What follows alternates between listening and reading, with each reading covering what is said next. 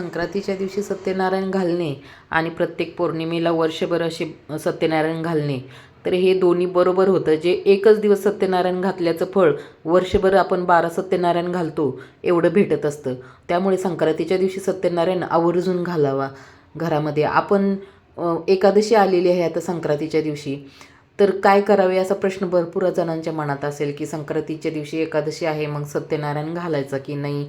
तर हो, सत्यनारायण आपण घालू शकतो संक्रांतीच्या दिवशी, पण फक्त आपल्याला सत्यनारायण देवतेला नैवेद्य दाखवतानाच तेवढी काळजी घ्यायची आहे की आपण खडीसाखर किंवा दूध, खडीसाखर किंवा फळांचा नैवेद्य अर्पण करू शकतो. पण एकादशी आहे म्हणून सत्यनारायण घालू नये असं काही नाही आहे. सत्यनारायण घालायचं आहे. आता उद्या पहा, आपल्याला सकाळी उठल्यावरती सूर्यदेवतेला लवकर पूजा करायची आहे, सूर्यदेवतेची. त्याच्यानंतर आपल्याला देवतेची पूजा करायची आहे, म्हणजे पितरांची सेवा करायची आहे.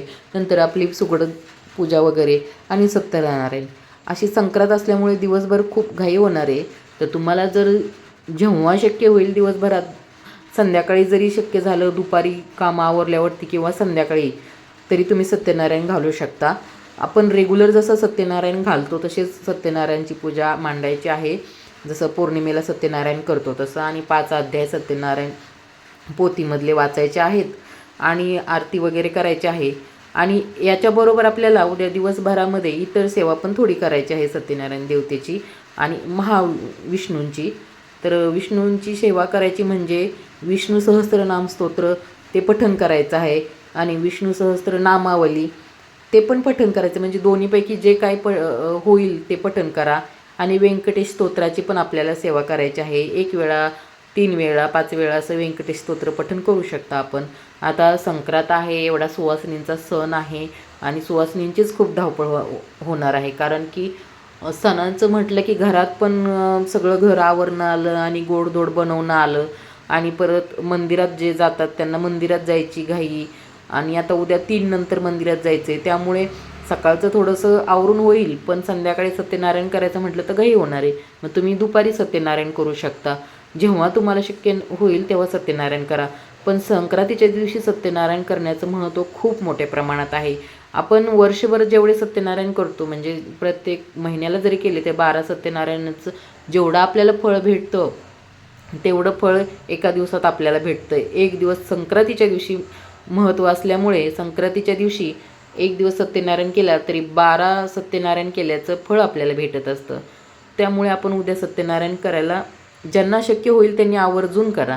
आणि पहा मग प्रत्येक महिन्याला करायचं का नाही, तर हो, प्रत्येक महिन्याला पण करूयात.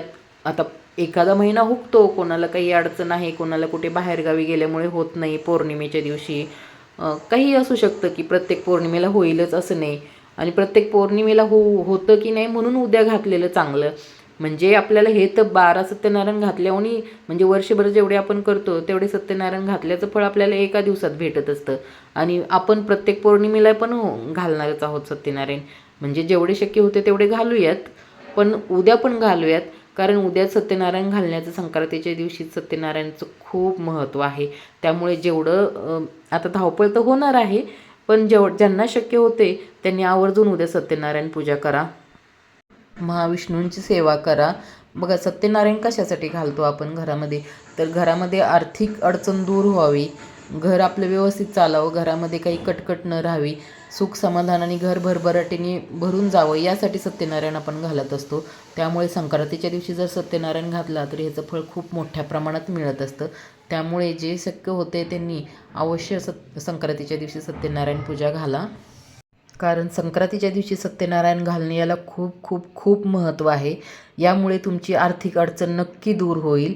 त्यामुळे नक्की संक्रांतीच्या दिवशी सत्यनारायण घाला. आणि सगळ्यांना संक्रांतीच्या हार्दिक शुभेच्छा. तिळगुळ घ्या, गोड गोड बोला. धन्यवाद.